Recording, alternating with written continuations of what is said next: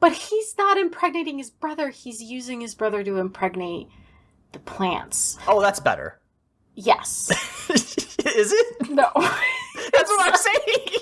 You can't do brother mpreg. You know what? I'm willing to stake my reputation on that. You can quote me. Aaron Voigt says, do not do brother mpreg. It's not brother mpreg. It's just creating a monoculture, which is biologically bad, but plants don't fuck.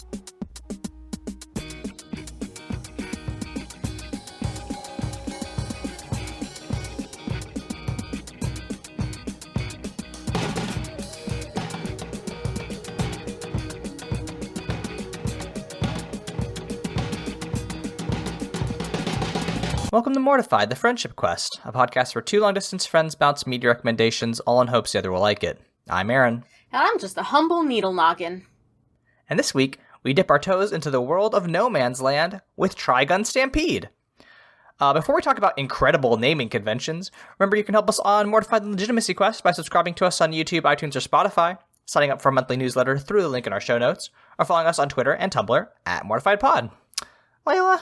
Aaron. What do you know about Trigun? I've seen Trigun twice, the OG Trigun. Really? Yes, and I remember barely any of it, as my brain is wont to do. Mm-hmm. But I did remember that I love Mr. Vash the Stampede, and he is babygirl, and that I love Wolfwood, my bitch boy, and Millie and Meryl, only one of whom, for some reason, is in this program. Yeah.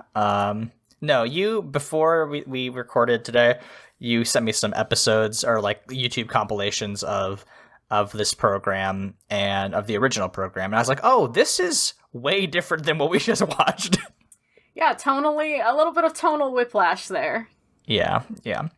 I mean, I'll just, from the top, I was very confused watching this. I think there are some moments where it succeeds. I think a lot of the animation and like fight choreography is very interesting. I think it is a very visually interesting, piece of media. I could not really get a grip on the story to save my life, and we'll talk about that. But yeah, a mixed bag today. A mixed bag. I think as I was sitting there watching it the last couple of nights, I really was thinking to myself, like, well, we're gonna return to Mortified's roots with like trying to dig at what this program was trying to do. Yes. Because I don't think either of us were like all that in love with it. No. I kind of agree. I thought the pacing and the story were a little bit messy, but like visually it was a treat. And also I thought the sound designers popped off. The music ruled and the sound effects ruled. It was really great. Music was very good. There was like, I think in the like very final episode, there was a song that was like so close to like the thing that happens at the end of Kingdom Hearts that I was like, oh, this really works for me. So it did give a little bit of like a Shimomura-esque. Right. God, when I found out she worked on Xenoblade Chronicles, that game made so much more sense to me. I was like, that's why I'm so emotional about these like, for some reason, British dubbed teens. Listen, hey, gotta make some choices. So I will be our guide today because I think I have a little bit more context, and I think I understood a little bit more of the plot than you or our good friend of the show, Marty. Mm-hmm. Which, by the way, so Marty watched Stampede.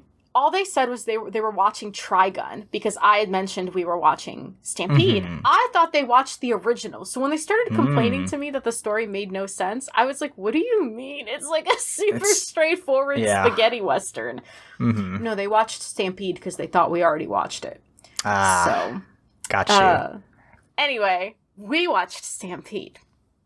So in the opening scene, we see, this is the scene from the trailer, we see two little twin boys, and they're like adoptive mom flying in on a colony ship from Earth. This is the Project Seed, which is exactly what it sounds like. They're trying to seed and colonize other planets, as Earth is like not able to sustain human life anymore. They are on ship number 5. Okay. The ship crashes, and their caretaker, Rem, sends both of the boys to the planet below to help them survive before the ship makes impact and explodes. These two little boys are Nye, or Knives. Millions Knives is an all-time character name. Like, that's why I'm so frustrated that I didn't like this as much, because, like, if you put a character named Millions Knives in your program, like, that immediately makes me like them. This is like Bandit Keith level naming conventions. And it's so funny because all I could think about when I was watching this show, and they were, you know, you got like the Nebraskas, and there's a character in the original named like Neon something. And like the Japanese voice actors will say the English words. All I can think of when I watch that is the fact that like Goku means Pants. Yeah, it's really good. So it's just the reverse effect of having a main character named Pants. But Naruto's like, you know, the spiral little crouton thing. Anyway, so Rem sends these little boys off in an escape pod. And when they land, Vash and, Nai seems a little bit more happy about what has happened, and Vash feels very guilty, and he runs away, and Nai kind of makes it sound like, or explicitly says that Vash was his accomplice, and he should be happy that all these people died. Then we cut to, junior reporter Meryl Streif and her alcoholic, lazy-ass boss, Roberto. Do you know what his full name is? What is his full name? It's Roberto De Niro. I love that. The audacity. Sure, okay. Mr. De Niro, featuring a Trigun Stampede. Welcome to the show. Yeah, it's whatever. She only ever calls him senpai, so like not like it ever matters. Sure. And so they're hunting down leads when they are working for a tabloid. When they come upon the town of Genora Rock. So Genora Rock is a location in the OG Trigun, by the way, and like a tragedy also happens there. It is weird that they spend 3 episodes in Genora Rock. Like the original Trigun is very much like episodic. Like you go from town to town to town to town to town. So I'm wondering if it was like budgetary reasons, like they couldn't 3D build out like 4 or 5 towns. They had to really use all their budget in Genora Rock and then in July.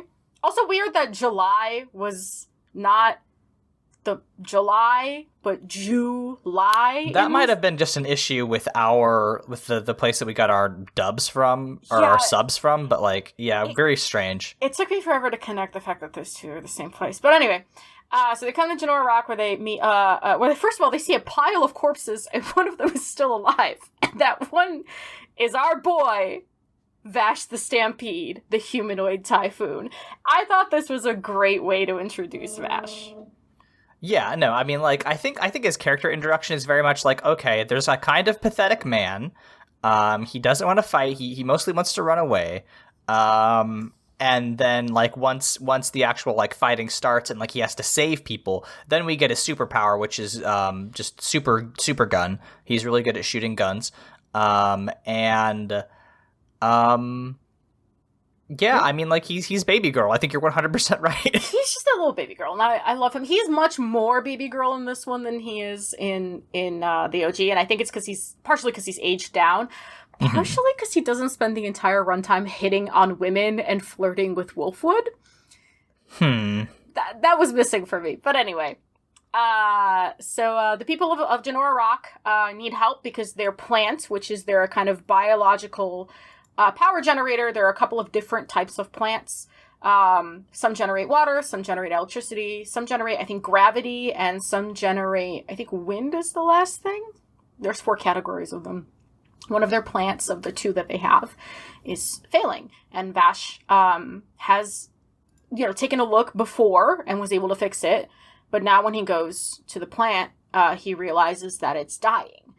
Which kind of, in the beginning here, implies that there's a biological component to these plants, that there might be plants in the engineering sense and also plants in the, like, plant sense, yeah? Sure. I mean, I didn't get that at all. I was just like, okay, it's like it's a magic generator, it does something nebulous. Okay, fine, whatever. I'm also filling in context from later episodes for the sake of, our audience. Right, but like, this immediately, I was like, okay, I guess these are, like, important, but I did not fully understand their significance until at the very end. I'm really learning based on conversations with, like, you and Marty that I just have, like, anime brain, and I, like, get it almost immediately because I'm so conditioned to get it. I mean, I don't know, right? Like, it seems, like, very obvious in hindsight, right? Like, anime is very rarely subtle. Like, if they call something a plant, like, it probably does have a double meaning. Like, Wolfwood having the big fucking cross on his back, and then him being directly asked later, like, have you figured out how to lay down your cross? Like, obviously he's a man who's very, dealing with a lot of shit. Like... Oh, we'll talk about Wolfwood. Love of my life. What a little guy. So Vash informs Rosa, the kind of leader of Genora Rock, that their plant is dying. Genora Rock now proceeds to have God's worst day. Yeah, just like freak upon freak descends upon Genora Rock. We start with the fucking Nebraskas. The greatest father-son duo this side of the Mississippi. The Nebraskas are great because they roll in and they just want to steal the plant, right? And they're like your kind of villain of the week. Sure. And we get to see Vash kind of pull a Naruto in which he like talks down the Nebraskas. Yeah. And it's like, hey, don't do this. The plant will die. And he convinces the people of Genora Rock to save the son. God, what is his name? I'm looking for it. Govsef. I think it's supposed to be. It's Yosef, yeah. It's just, it's supposed to be Joseph. Right. So in the OG, by the way, Yosef is like huge and carries his dad in his pocket, which I think is hysterical. He looks like a goddamn Colossus based on the screenshot you sent me. There's also a Colossus lady, by the way, who is the mom of another villain of the day. It's great. Excellent. So, Vash convinces the townspeople to save Yosef because he saved the plant from, like, collapsing, right? So they're all kind of, like, working together and coming to terms, and the episode ends very much with all of them in the pub, and Rosa's little boy, like, comes up and, like, is, like, hanging out with Meryl and Roberto and Vash and the Nebraskas, and it's very cute. And then you see a familiar bulbous caped silhouette on the sand, and immediately you're like, is that Knives? It's Knives. So Millions Knives fucking rolls into town because he too wants the plant, but unlike our comparably chill villains of the week, the Nebraskas, he's a little off his rocker and he's quite violent.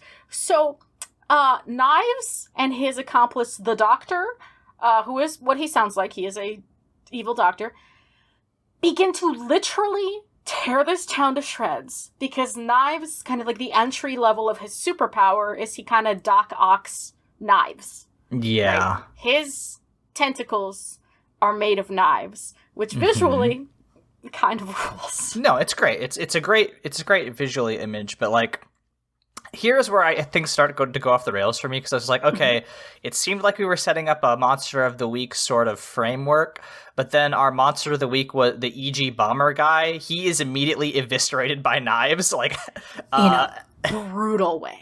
Yeah, he literally slices his arms off, and then like it just starts to become a massacre on this town. And like you said, like I think this is where it's like, it's weird that we were spending so much time in this town, like a full quarter of the show takes place in this town, and then it becomes the impetus for Vash's journey, which is fine and good, but like I just feel like it set us up for a Monster of the Week style sort of framework when it's actually much more not episodic, but like dealing with the problem of knives. And I got a little bit confused because it seemed like, they were talking about themes of like parenthood in the second episode. And then it was just like, nah, fuck all that. We have some weird sibling issues going on. And like, I don't know. I could not figure out what the show was trying to get me to feel at this point, besides like, oh, knives is bad. And the plants are important, which is ultimately, I think, what they did want us to get from that, which is a shame because there's a lot of other stuff going on. Yeah, we'll talk about what the show is trying to get at, because I know what it was trying to do, but I'm not sure why it chose the way that it did. Mm-hmm. But so Knives takes the dying plant. You can tell when they're dying because their tubes turn red, and he takes it away. And throughout the episodes, you kind of start to hear, like in the news, that there are other similar robberies that like plants are being taken from all the 7 cities. And a bunch of like villages and stuff. So Vash sets off to track down Knives after Rosa's son loses his arm and the town of Genora Rock is destroyed. And Rosa basically tells him like leave and never come back. And so Vash, being the saddest little guy he could possibly be, picks up his bag, goes forth basically, goes off to find his brother. So Millie, or not Millie, I want Millie to be in this show so bad, I'm like manifesting her. Meryl and Roberto follow him and decide that they're like gonna help him out. They find on their journey through the desert, they run over Wolfwood. That is they do just hit him with the car, which is very good. And the Wolfwood survives. He's fine. He's completely fine. Wonder why. Wonder if he's a little freak. He is. They get eaten by a huge fuck-off dune worm in this process, and from inside, Wolfwood slices it in half with his crossgun, because the giant... His crossgun's very cool. I think... Listen... I think Ava is kind of the gold standard for appropriating Christian iconography and doing, absolutely nothing with it thematically. But, this is pretty fun, where it's just okay, this guy has a cross on his back because he's dealing with some stuff. But also, it is a laser cannon Gatling gun. Okay. But here's the thing, Aaron. The original show is a redemption allegory. Oh, so Wolfwood gets a redemption arc in the original show. That makes a lot more sense, because here he's just kind of there. In the original show, Nicholas D. Wolfwood shows up, and he is built to be a foil for Vash. Vash Which makes sense. Non-violent, and Wolfwood wants to fucking kill everything. And every time he goes to do that, Vash stops him and goes, "What happened to thou shalt not kill?" And he throws the Bible in his face every time. And he's like, "What kind of a priest are you? What kind of a church man are you?" And that stops Wolfwood a lot. And the reveal is that Wolfwood is actually working for the gang Knives hired. Mm-hmm. And Knives is hiding behind this gang. And so at the end, Wolfwood sacrifices himself, and Vash literally picks up his cross and bears it into battle. Okay, yes. That is, pretty solid story structure. That makes sense. It doesn't make any fucking sense here, but, if this is going to be, a prequel... I mean, I don't actually know what this is supposed to be, right? It's an AU that is a climate change allegory made out of the scraps of a redemption story. Right. This is why maybe we just make a new property. Maybe just make a new IP. Just do a new story. It's fine. New IP. Why is Vash it can be inspired by it. I'm happy to have a guy with a cross gun, but it does have to make sense. Trigun and Fullmetal Alchemist do not have the fucking copyright on a cool red trench coat. Yeah. And a blonde protagonist. All right? Just do a new one. Add to the pantheon. Anyway. Anyway. So there was a boy who was controlling the worm. This is Zazie the Beast. He's also in the OG. Okay, so again, what is the point of this dude? He's from the original. He's a cameo. He doesn't do anything in this show, though. No. He controls the worm. He is worm. He is worm. He is worm. He controls worm. He is dragonflies. Yeah. I guess. He's all of these gross, nasty things because he's also a little freak, but he doesn't do anything here. Literally, the doctor shows up in, one of the final episodes, and he's like, "Okay, you're done with the protagonists now. I'm taking them away from you." And he's like, "Oh, man." And then he doesn't matter the rest of the show.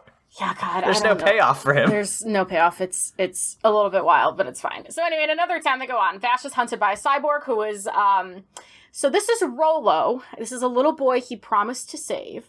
Mm-hmm. But couldn't. And now he got experimented on by the doctor, and he's this huge cyborg with guns for arms. And great design.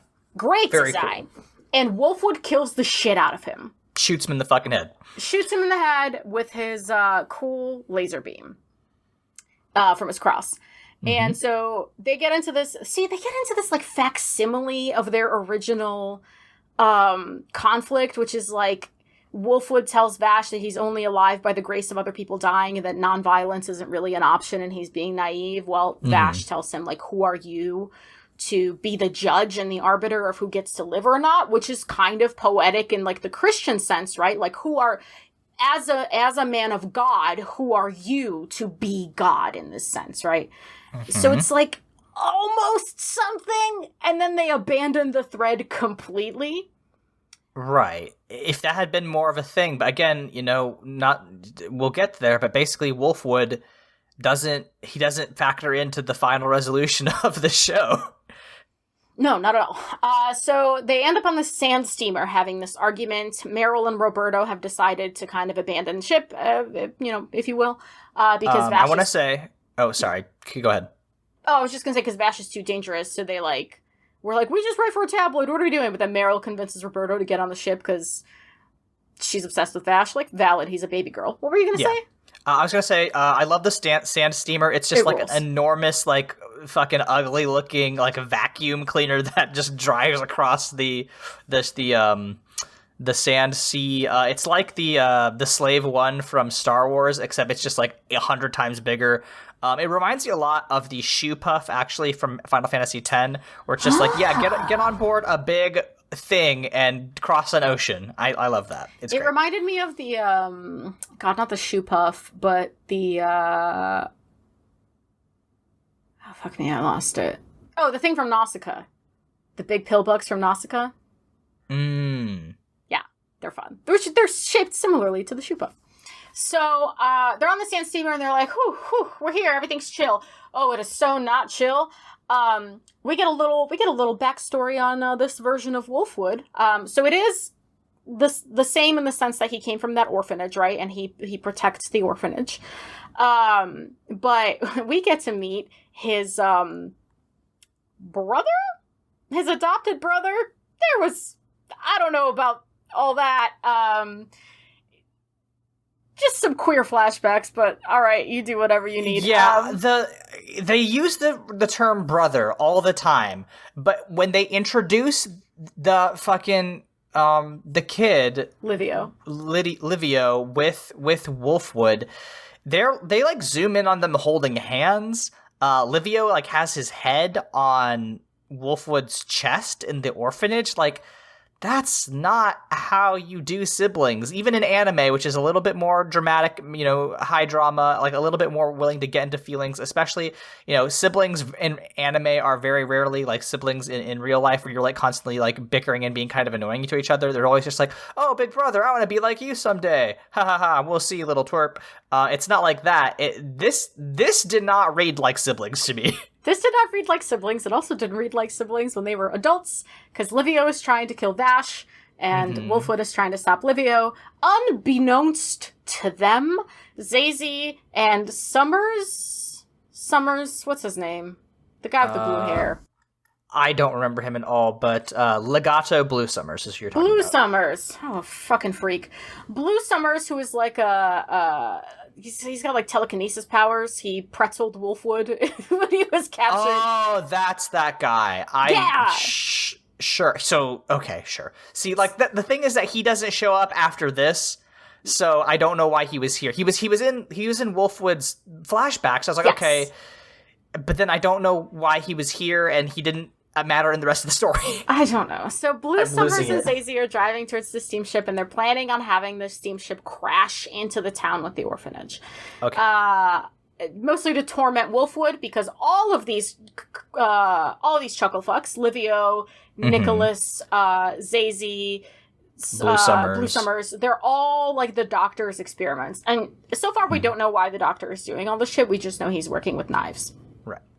So while this is all happening, the Gung Ho gang, I think, I'm pretty sure that's who they are, which are the gang, by the way, from the OG Trigun that knives like shadow puppets, like they are kind of the big bads. Okay. They get on the steamship and it's just chaos. And what they're trying to do is corner Wolfwood into being the Punisher again. But because Vash is there, he's trying to Naruto his way into Wolfwood's heart and stop him from killing everybody.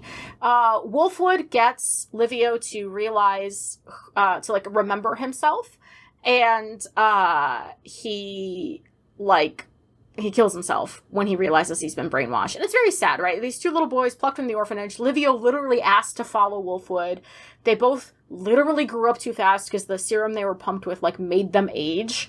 And now they're like these indiscriminate killing machines, except Wolfwood retained his sense of self and Livio did not. Which is similar to what we saw with Rollo from a couple episodes ago. So Livio kills himself. Wolfwood is honestly not heartbroken enough about it. Right. Like, it seems like they would... I don't know. It's so strange because it seems like it's supposed to be a big motivating deal for him, but also, like, again, does not really come up in the rest of the show. I feel like they were trying to tie Wolfwood more into the plot of this Trigun using this mechanic, and it just, like, did not work because Wolfwood and Vash didn't get to spend enough time being foils. So... they managed to miraculously not only stop the ship, but the giant fuck off ion cannon strapped to the ship, which ruled. Ion cannon was cool. And in this process, the gang finds out, part of the reason they were able to stop the ship is that Vash went into the plant room and communicated with the plant. And then the gang walks in and they realize that Vash is himself a fucking plant.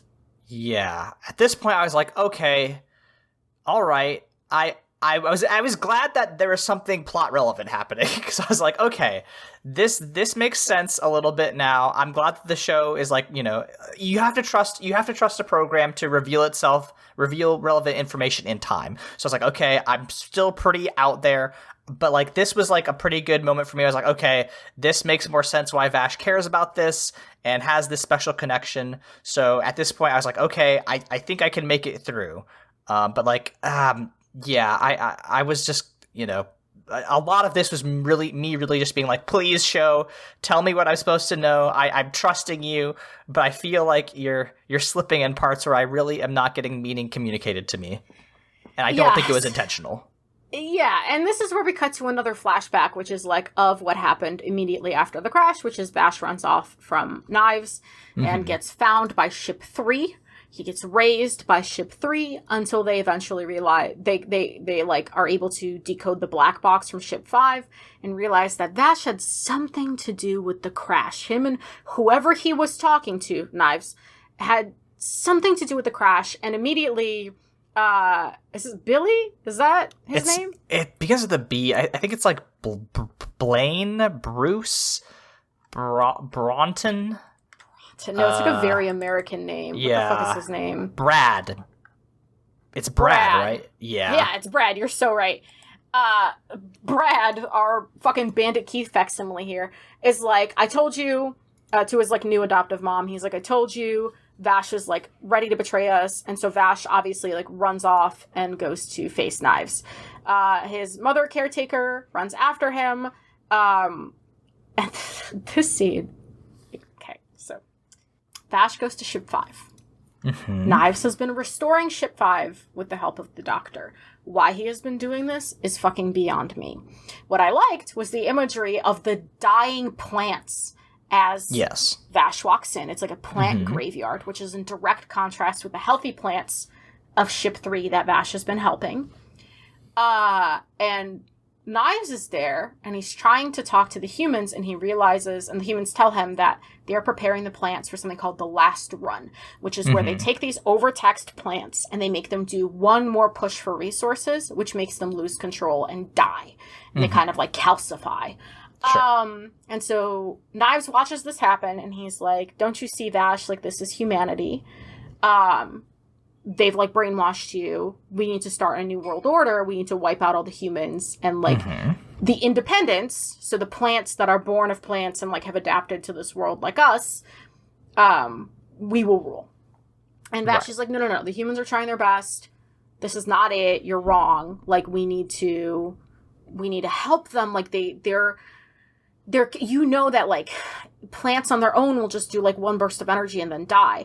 And Knives says comfortable chains are still chains, which is like fair enough, King. Sure. Don't know why we're using these living beings with faces as batteries. I don't like that very much. Seems bad. Seems bad. And so Knives hands Vash a gun and says that this is like an appropriate weapon for you as somebody who doesn't have powers of his own. And tells him to kill his caretaker when she shows up, and Vash refuses to do that. His desire to protect her turns his arm into a gate, which is just like a big vacuum. Basically, it sucks up a bunch of people and a bunch of stuff into it. Knives chops off Vash's arm here. That's how he loses his arm. And Vash gets taken back to Ship 3. Knives basically vows to, like, a century later, do whatever, make his world order come true. Right. So the arm magic... That's what happens at the end of the thing, right? Yes. His actual real power is he can connect Vash to the higher dimension. Yeah, like he is an angel. He's able to give access to heaven, is my understanding. Vash can both pull and put. He's a download upload connection. And Knives is download only. Okay. So Knives has power from dimension. Yeah. Vash, door. See, again, another wild choice to reveal this information here when it's like, oh, okay, this is new. And like, I understand why you would do it late, because it's like, oh, okay, this is why, you know, it does kind of reveal Knives' motivation and like the whole struggle that they've been having, but like, it does just add a weird bit of information that, like, you know, I don't really know if it improves the story, unfortunately. Like, go ahead. So in the original, okay, Knives and Vash are aliens. Just straight up aliens on a human ship. Sure. Vash gets adopted by, well, Vash and Knives, but he spends more time with Rem, and he's like, Rem's so cool.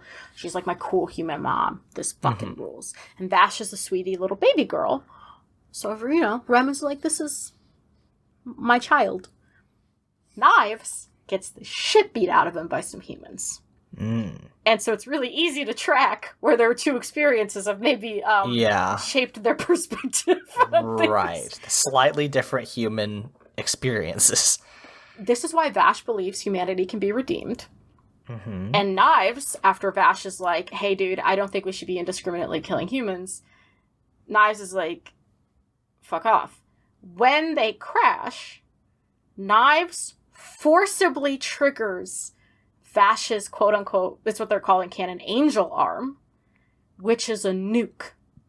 It bonds the gun he's holding to his arm and nukes something. And so Vash takes both of the guns that trigger their angel arms and fucks off. And this is because it was forcibly triggered and he was a weapon against his will. That is what spurns his nonviolence. That is why he is a pacifist. That being said, he spends most of Trigun still shooting his guns, even if it's just to disarm people. This Vash did not shoot a whole lot. Yeah. Which is a little crazy for Vash the Stampede. Knives, at this point in the original, swears to make Vash's life a living hell. That is what happened. It's very easy to follow, right? Sure. In this one, so then, so you know, Vash takes his new friends and this we're back in the present. This confused people. We're back in the present. Sure. Vash takes his friends and whatever. They find Ship 3 in the middle of a sandstorm, and you know his caretakers are able to kind of restore him to full health, and you know they kind of get a little bit of a lore drop about Vash, about the fact he hasn't aged in 100 years, and his caretakers have this like beautiful biodrome. You know, it's great, whatever. And then Knives kidnaps Meryl and Roberto. Well, not Knives, sorry, Zazie. And takes them to... Worm Man. The Worm Boy. Takes them to Knives' lair in Ship 3. And this is where the show lost me. I was with it until this point. Oh, really? Yes. Interesting. I was on it. Zazie takes them to the ship. And then the doctor finds Zazie and Meryl and Roberto and was like, I'm gonna take you on a guided tour of fucking Mr. Megorium's Wonder Emporium. And he shows them that basically what they're trying to do is artificially create more independence, which is, again, what Vash and Knives are. And they're, like, humanish plants that have, like, free will.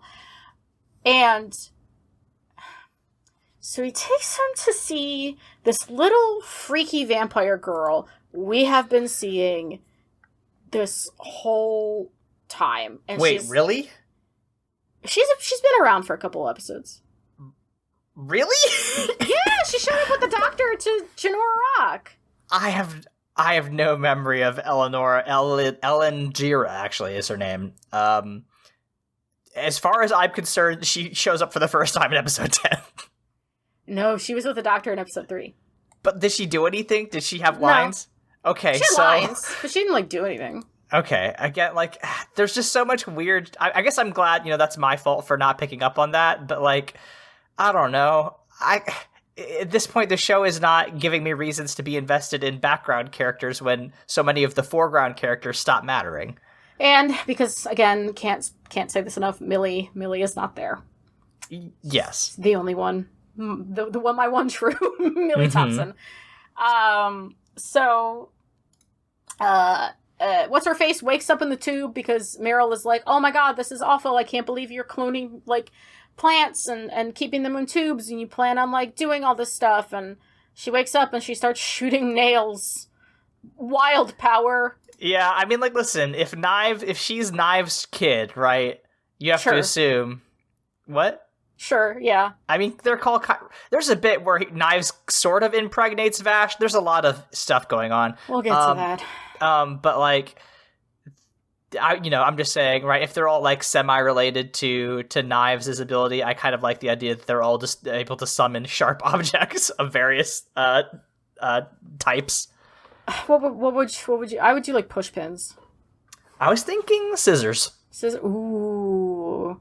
All right. I like scissors. Scissors, if you aim them poorly, could be kind of a clown show. I know, that's why I like scissors, because it's fucking stupid. Yeah, I mean, push pins isn't much better. Push pins is a nuisance, you know? It's like, shit! Fuck! I can't believe this power! Ow! This sucks! Ow! So... She broke skin! Fuck! So, they start kind of fighting with Roberto De Niro and Meryl, and until Wolfwood and Vash show up, and it takes literally putting a scratch on that little girl for her to give up because she doesn't like pain, which I thought was hysterical. That's I mean, like, she is, like, literally a baby child who was born apparently last week, so, like, makes sense. Yeah, so Vash and Wolfwood have, like, a little heart-to-heart in the hallway where Wolfwood just kind of fucks off, which, again, sorry there, buddy. And he goes to the doctor, and the doctor's like, hey, your contract's been fulfilled. And this is where he gives her the, have you been able to put down your cross line? Which, I think anime should be ham-fisted, so I was fine with it. It is ham-fisted, but, like, I also... What is his cross? Besides the fact that his brother / lover, is tormented or whatever. Well, he killed a lot of people. I guess, but this is anime. But, like, I guess that's true. We had some flashbacks about his, dark past, so his indiscriminate killing before he met Vash. He killed a bunch of people that I don't have no context for nor care about, but okay. Yeah, it's whatever. Well, he did kill Rolo. We have some context for Rolo. He killed Rolo, which is bad. He killed a little boy in a big man's body. So Vash goes to fight Knives. Knives, I did think, when that trapdoor opened, I did think Knives straight up dissolved Vash. Mm-hmm. Which I kind of wish he did. I think that would have been funny. Yeah, it would have been pretty... Turn him into soup. Bye. End of show. Vash the soup peed. Mm-hmm. Also, sorry, listeners, that I'm coughing. I'm literally having an asthma attack recording this podcast right now. Hey, do you maybe want to stop? No, it's fine. I already have my inhaler, so I can't, like, do it again. Okay. Anyway, so, whatchamacallit? Vash is now in a Vat the Stampede, with a bunch of plants, and Knives follows him down there. And this is where we get into some shit, okay? So follow me on my journey. Okay. Knives thinks Vash is a little pussy. So he's like, I'm going to remake you in my image. I'm going to basically infect you because you are my twin brother and we are related, and I'm going to make you more like me. You will not have any of these formative memories with these humans. You will let that shit go, and you will become the door that I need. So he sticks his Doc Ock fucking nasty tentacles into Vash's spine and goes, like, deep into his memory hole and starts wiping shit. There's, like, a bunch of different levels he goes through down into, like, the corest of core memories, which is REM. While this is happening, Vash starts growing roots from his back. So you kind of get that kind of, like, biomaterial versus man-made material. Yeah, it's nice visually. It's cool. And while this is happening, Meryl is watching all of this with the doctor, and she's, like, trying to get to Vash. She's like, dude, why are you letting this happen? This is going to wipe out all of human life. Because if Knives goes through the Vash door and talks to the core of the plant energy, he will be able to make more independence and kind of pull a Noah's Ark. He will flood the world and like, the cities will be destroyed by, like, a rain of fire. The sub says he will artificially impregnate all the new plants and create... Okay, I'm sorry. The pregnancies have to come in their own time, okay? We gotta talk about him, though. We will. of getting there. So, Knives starts wiping Vash's memories, right? And Vash is turning gray, which was cool visually, I guess, because he stays gray. Like, his skin turns back normal, but his outfit stays gray, which was neat. So, Vash's roots start to plug in to the plant bulbs, which they look like literal bulbs, right, with little roots in them. And then they start to unfurl, and you see that Vash is kind of plugged into their bellies.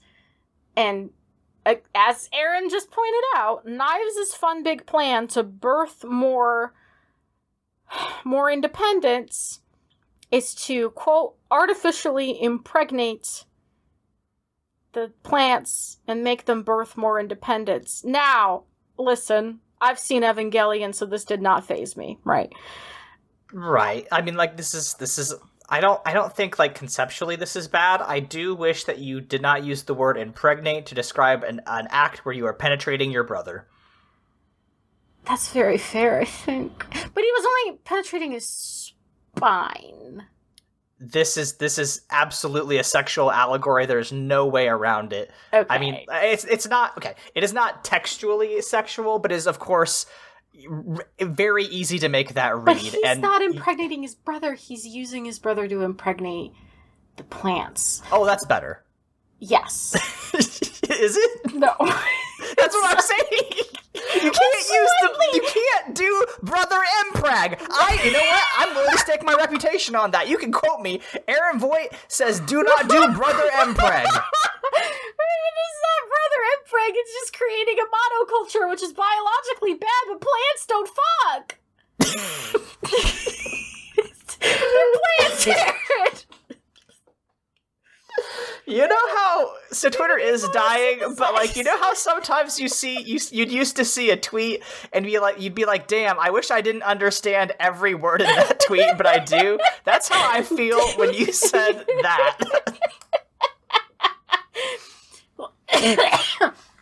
I'm not saying it's good. I'm not defending it as a creative choice. I'm just saying, logically, okay, I guess.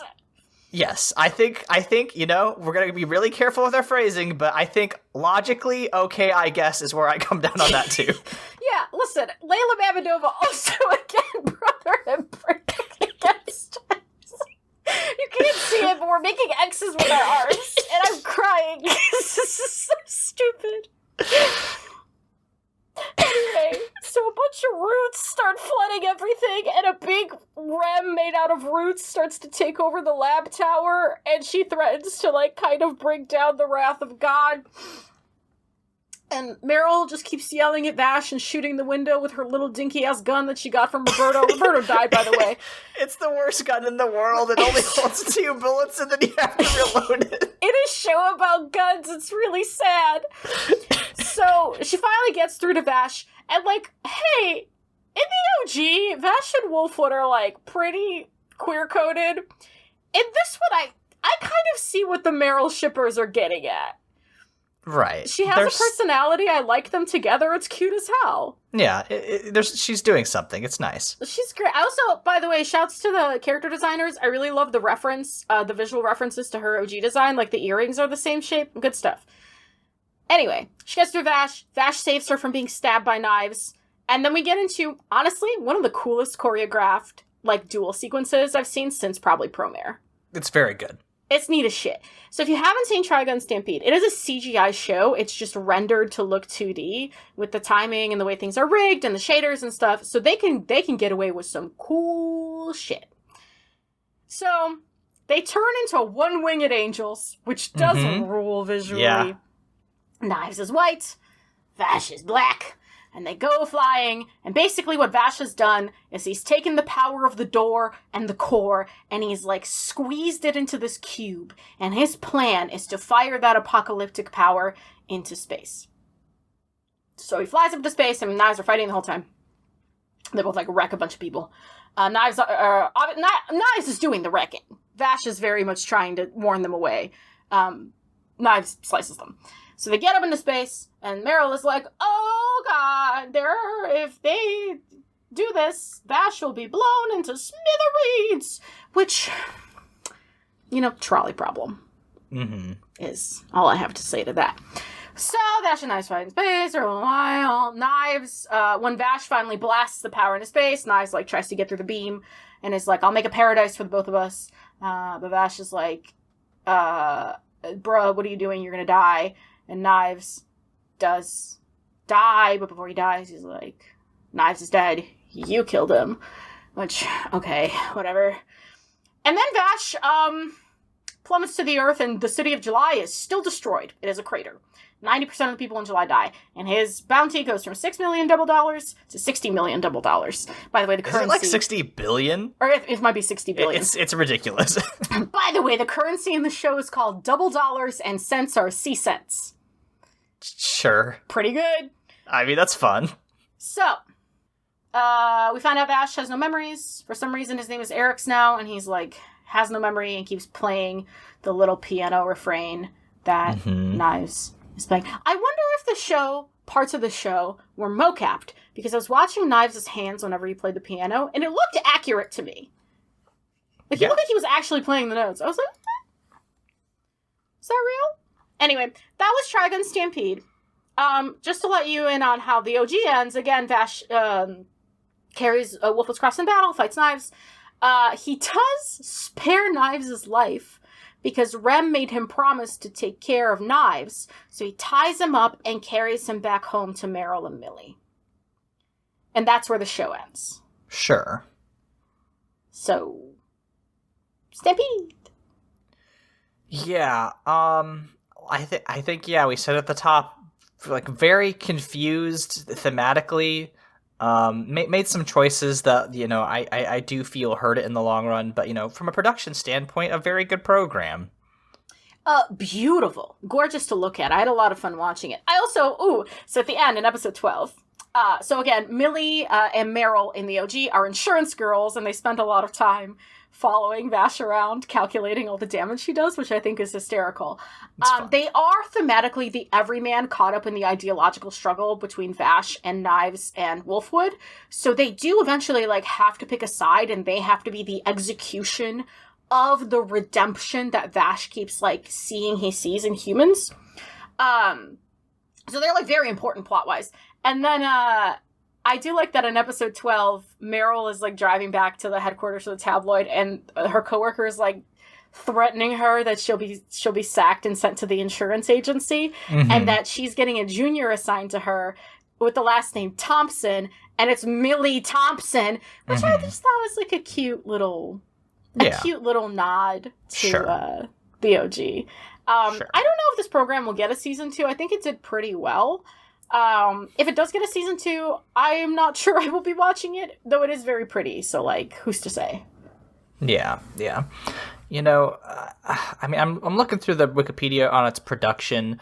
It seems like the producer from, the Toho producer, Katsuhiro Takei, said that they wanted to start a new Trigun, and, like, there's already other animated adaptations.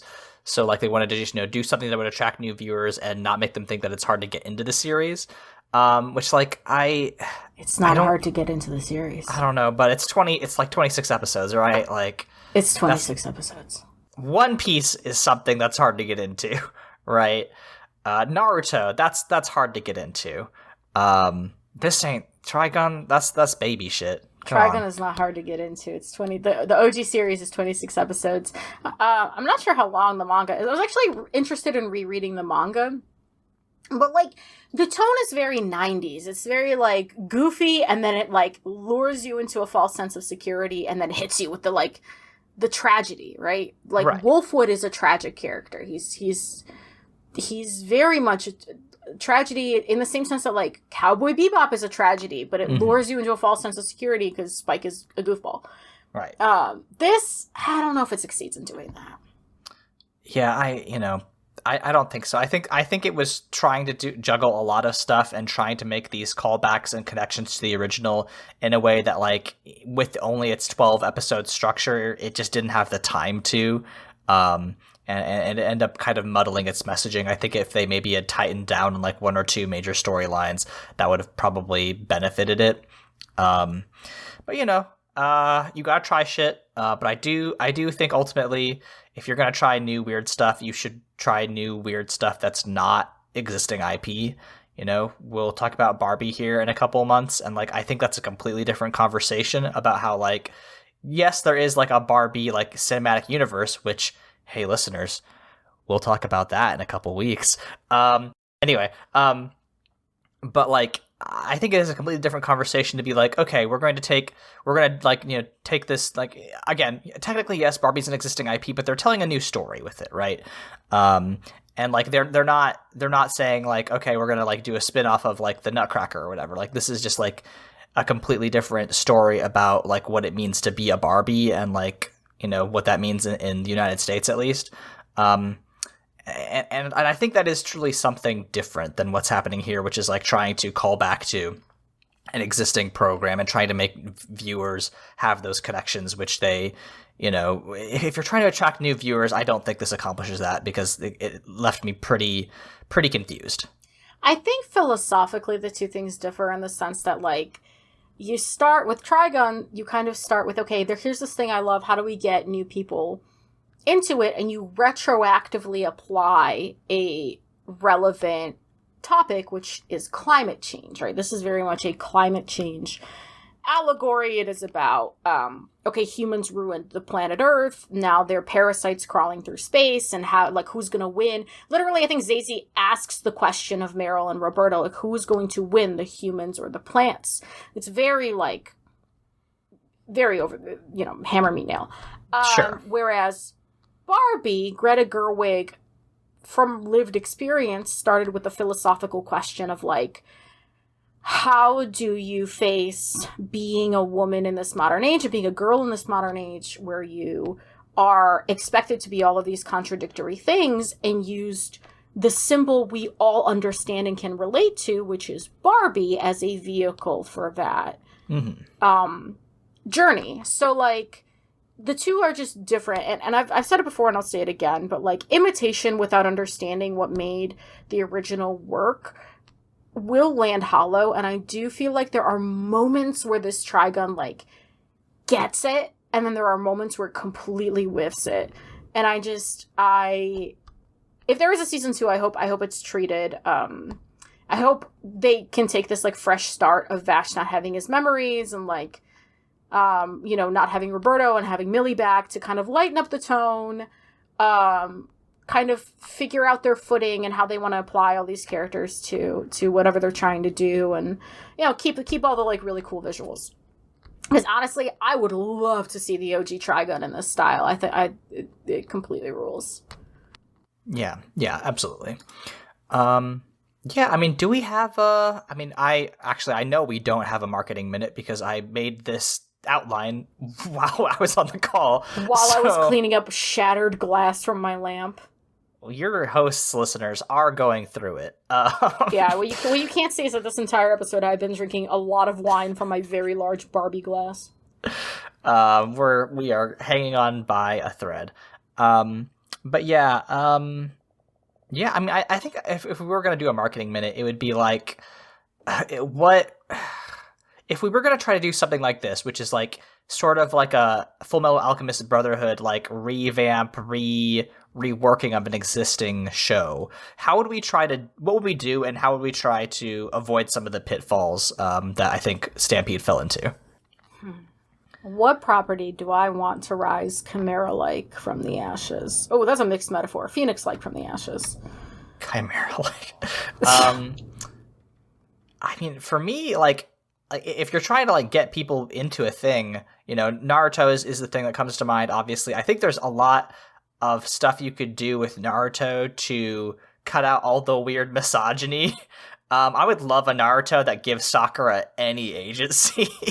Unfortunately, if you want to keep Naruto, so you're talking about avoiding pitfalls. In order for Naruto to stay Naruto and give Sakura agency, she does have to be gay with Ito. Yes, like, honestly, yes. I think that's a much better story, right? Like, I think if you change the honestly, you could do a lot with being, like, with playing with the tension between, like, Sakura being like, I have to be attracted to Sasuke because all the other girls, especially Ino, are attracted to Sasuke, and, like, maybe having a conversation about, like, the inherent, like, like homoeroticism that comes with Sasuke and Naruto's like rivalry, and Sakura realizing like, hey, Sasuke actually sucks, and I have a lot stronger feelings towards Ino. Like, I think that would be a very interesting way to like tackle the IP. Having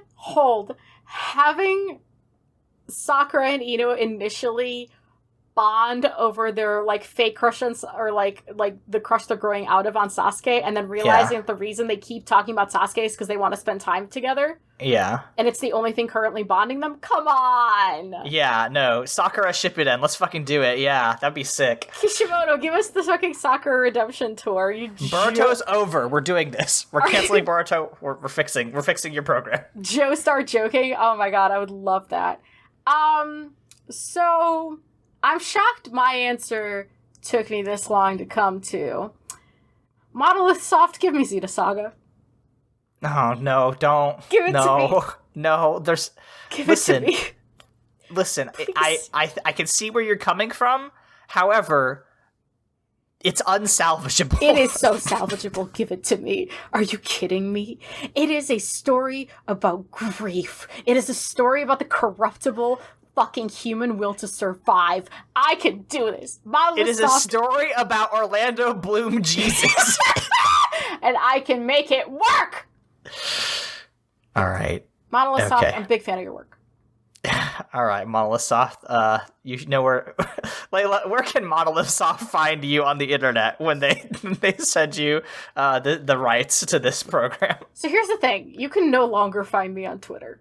Elon Musk has laid the straw upon this camel's back, and it hath broken. So now you can literally find me. You find me on Tumblr at LEYLSES. You can find me by that handle there, and on Blue Sky. I do have an invite there now, so I've been indoctrinated. Otherwise, if you know me personally and you want my LinkedIn, you may have it. If you want my Discord, you may also have it. At that point, you should probably know where to reach out to me. But yeah, my presence on the social media is diminishing. So if you want to hear my thoughts, Gorsh, you're just gonna have to tell people about this podcast. Yeah, I am gonna fucking keep writing Twitter until like I personally can't. I'm just like pounded by fascists, I think. Actually, no. The actual answer is until Publishing Moves figures out where it wants its authors to be, which will probably, unfortunately, be TikTok, which I will not be joining under any circumstances.